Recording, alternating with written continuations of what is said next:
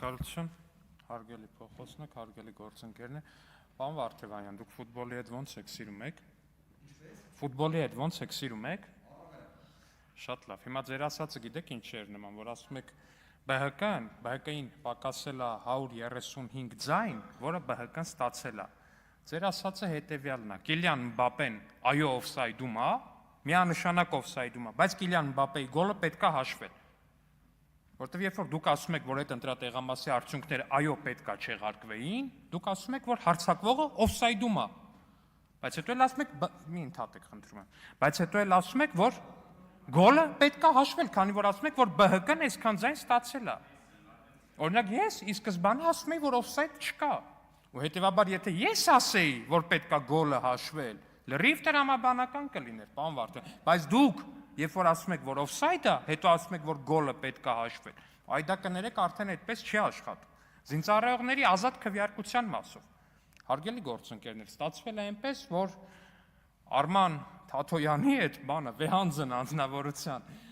քաղաքական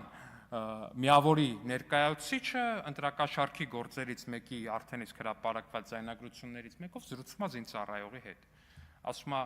ձեզ չաստում ասել են, որ ԿՊ պետք է ընտրեք, ասում է, չէ, բան չեն ասել։ Ասում է, դե մենք քեզ այսքան փող կտանք ելով կա տղերքից բեր, բան, ման, այս կոմենկոմ կգաս կընտրես Թաթոյան Արման։ Վեհանձն, հիշում եք, չեն ինչ էր ասում։ ԿՊ-ն վարչական ռեսուրս լացակումած մի sense դեմքի արտահայտությամբ ասում էր, որ ԿՊ-ն վարչական ռեսուրս է կիրառում, իր համար փող էին բաժանում զինվորներին։ Հասկանում եք, կա բան էլի, բարոյական անկած լինելու բան, տենց գրադացիա որպես այդպիսին։ Ընտրակաշառքը տանել մտցնելը զորամաս, զինվորների կամքը փողով գնելու փորձը, դա անբարոյականություն չի, դա անբարոյականության գերադրական աստիճան է, որտեվ մարդը, ով որ պաշտպանում է մեր հայրենիքի սահմանները, այդ մարդուն ասելը խիղճդ վաճառի։ Այդ մարդն ասել է ծախի խիղճդ, ծախի քո կամքը։ Ու հետո ակնկալել այդ մարդուց, որ այդ մարդը պետք է հայրենիք պաշտպանի։ Դա կատարյալ անբարոյականություն է, հարգելի գործընկերներ։ Ու հիմա այստեղ կանգնել ասել զինվորների քվեարկություն ասած, զինվորների քվեարկությունը, այո, ցավոք սրտի նմանատիպ միջադեպերով գուցեև որոշ դեպքերում չի եղել ազատ։ Առնվազն այդ ձայնագրությունը փաստում է, որ մեր մասով, բանակի ղեկավարության մասով եղել է բացարձակապես ազատ։ Ու նույնիսկ բանից պարզվում է այդ նաև այդ ձայնագրություններով, որ չափից դուրս ազատ, որ որոշակի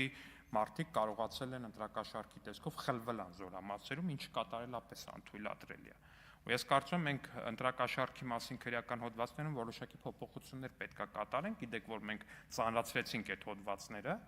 նաև ես եւ ազգային ժողովի նախագահ, մեր մյուս գործընկերները համահեղինակել են այդ հոդվածը։ Ես կարծում եմ այնտեղ պետք է լրացումներ, արդեն կետեր ավելացնել, մասնավորապես զինծառայողներին այդ թեմայի մեջ ներգրավելու մասով, որտեղ իմ կարծիքով սա չի կարող բան մնա։ Նաև ուժեղ Հայաստանի ներկայացուցիչների ենթադրյալ ընտրակաշառք բաժանելու դեպքերում էլ էլի լսվում էր այնտեղ ձայնագրություններում ներկայացված քննչական կոմիտեի, այնտեղ էլ կար։ Մեզ մարդիկ են պետք, որ կկարողանան մասնավորապես, եթե չեմ սխալվում, դուցի չաստի մասին էր, դուցի չաստումով կա, որ զինվորների մեջ կկարողանա 1000 ներողություն արտահայտության համար, եթե չեմ սխալվում, այդ գաղտնալցման մեջ ասում է դիվիժենի անի, եթե չեմ սխալվում, գուցե սխալվում եմ։ 1000 ներողություն, հարգելի գործընկերներ։ Հիմա գալ էստեղից խոսալ զինծառայողների քվեարկության մասին, չգիտեմ նորից եմ ասում, որքանով է ձեր շահերից բխում, հարգելի գործընկերներ։ Իմ կարծիքով չի բխում, բայց սա նորից իմ կարծիքն է։ Ասում եք շահագրգռվածություն ով ուներ, պարոն Վարդևանյան, ու հարց տանում եք իրավական դաշտ, ասում եք դե իրավաբանության մեջ ընդունված է, ով ունի շահագրգռվածություն։ Ով ունի շահագրգռվածություն։ Հիմա Մեսրոպ Մանուկյանը պատգամավոր չէր լինի, եթե ԲՀԿ-ն լիներ ազգային ժողով։ Մեսրոպ Մանուկյանը ըստ չոր իրավաբանական տենց տեսության որպես այդպեսին ունի շահագրգռվածություն, թե չունի։ Այսինքն մոտիվ որպես այդպեսին պոտենցիալ ունի, թե չունի, իմ կարծիքով ունի։ Ուժեղ Հայաստան խմբակցությունը, որը ի դեպ ամենաակտիվն էր պնդում, որ այդ տեղամասերի արդյունքները պետքա չեղարկվեն։ Որ նախ մի վարքյան, խնդրում եմ, պարոն Վարդևանյան, ես ձեզ մեկ բառ չեմ ընդհատել, 1000 ներողություն։ Ձեր խմբակցության պատգամավորության թեկնածուները ամենաակտիվն էին պնդում, որ պետքա չեղարկվի։ Ձեր Պարոն Ղազարյան, միջև վերաքվյարկելը նախ պնդում էին, որ պետքա չեղարկվի։ Հիմա հարց։ Ունեին շահագրգռվածություն, քանի որ ձեր խմբակցությունը 1 մանդատ է ավել ստացել Տիկին Կարապետյան։ 1 մանդատ էլ ձեր խմբակցությունն է ավել ստացել։ Ու դա կարելի է համարել շահագրգռվածություն, թե չէ։ Չէ, կներեք, պարոն Կարապետյան, դուք ինչ կարող եք անել միջև մանդատները ստանձնելը։ Ու դուք այդ մանդատները վերցրել եք, պարոն Մեսրոպ Մանուկյանը այդ մանդատը վերցրել է, դուք այդ մանդատը վերցրել եք, հարգելի գործընկերներ, չվերցնեիք, որովհետև եթե ձեր ասած լոգիկայով նայենք, թե ով է շահագրգռված եւ արդյոք ով ունի որոշակի մոտիվ այդ մանդատը, այդ ամեն ինչից շահ ով ունի առհասարակ, դուք, հարգելի գործընկերներ, ու նորից եմ ասում, հատկապես հաշվի առնելով այն փաստը, որ դուք ամենաակտիվն եք պնդում, որ այդ ընտրատեղամասերի արդյունքները պետքա չեղարկվեն, եւ ես, լինելով քաղաքացիական պայմանագիր կուսակցության վարչության փոխնախագահ, լինելով քաղաքացիական պայմանագիր կուսակցության շտաբի պետ շատ հարգարժան Մարդու Արայիկ Հարությունյանի տեղակալ, տենց մեր ցուցակում էլի որոշակի տեղ զբաղեցնող մարդ պնդում էի, որ պետքա չչեղարկվեն, ու իդեպ դա անում էի գիշերը, ընտրության գիշերը, եւ դեռ այդ ամեն ինչը པարզ չէր, ԲՀԿ-ն կա, քանի ձենապակաս, ոնց է պակաս եւ այլն, դա այդ գիշերվանից անում էի։ Իմ տեսակետը չի փոխվել։ Ձեր տեսակետն է, որ փոխվել է, այսինքն ձեր մոտեցումները փոխվում են ձեր շահերով, իմը չի փոխվել, հարգելի գործընկերներ։ Դեն մեկ ստեղ էլ է, կայունությունը կարևոր բան է քաղաքականության մեջ։ Ինչևէ, այստեղ մեր մյուս գործընկերները խոսում են Պաշտպանության հանձնաժողովից ու Պաշտպանության հանձնաժողովի գործառույթներից, ես նախ պարոն Գաբրիելյանին բարի ընթացք եմ մաղթում, վստահ եմ, որ ինքը կհաջողի այդ հանձնաժողովում, որտեղ մենք նաև միասին ենք աշխատել, ես գիտեմ նաև պարոն Գաբրիելյանի նվիրումը առհասարակ ոլորտին ու նաև այստեղ առաջին օրերին եղավ պնդում, թե հիմնականում շատ մեծ նախագծերը բերում է կառավարությունը, այո, այդպես է, բայց գնում են նաև բացառություններ եւ մասնավորապես զենքի մասին օրենքի հսկայական փաթեթը պարոն Գաբրիելյանն է բերել ու դա շատ մեր մեծ փաթեթներից մեկն էր, որը բերվել է падգամավորների կողմից։ Բայց ընկերներ, գիտեք հարցը որն է։ Հասկանում եք, երբ որ մի բաներ, չէ, ընտրությունների գիշերը մի արտահայտություն եկավ Մեյդան, որը Մեյդան բառի համար կներեք, եկավ հրապարակ, որը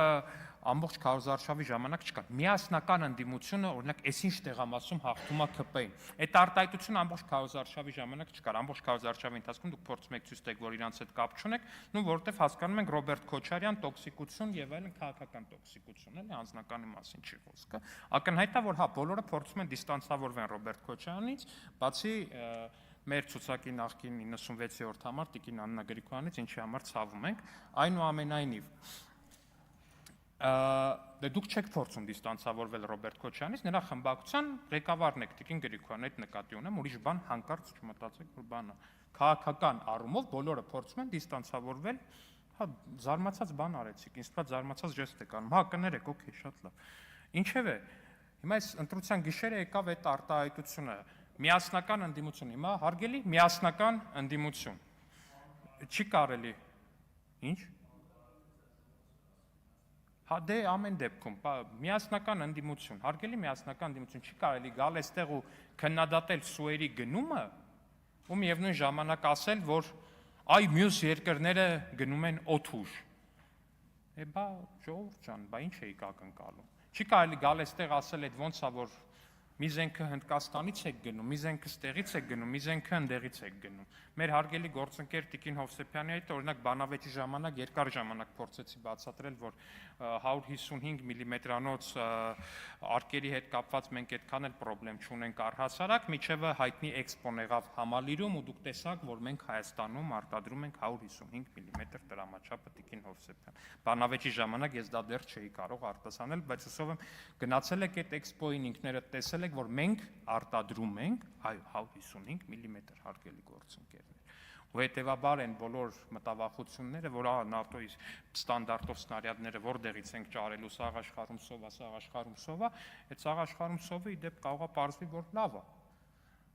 Այն առումով, որ մենք դա արտադրում ենք, ու աշխարհում դրա կարիքը շատ կա։ Ոստեղից գուշակեք, ինչ երկու քայլանոց կոմբինացիա պետք է հետևի, հարգելի գործընկերներ, էլի վերադառնալով ֆուտբոլին։ Ինչևէ, մեկ էլ բանը այստեղ Քիվեստի մասին է խոսք գնաց։ Ես կարծում եմ առհասարակ Հայաստան Դաշինքի կողմից Քիվեստ անունը բարձրաձայնելը լավագույն բանը չի, որ կարելի է անել, որտեղ ամեն անգամ մեզ հիշեցնել այն մասին, որ ձեր դաշինքի առաջնորդը պատրաստվում է մեղրին փոխանակել,